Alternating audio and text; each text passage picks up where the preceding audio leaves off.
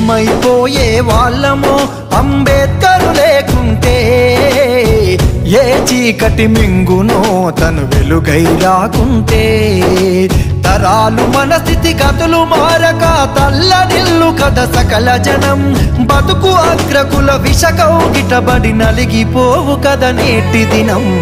ఏమైపోయే వాళ్ళమో అంబేద్కర్ లేకుంటే, ఏ చీకటి మింగునో తను వెలుగై రాకుంటే.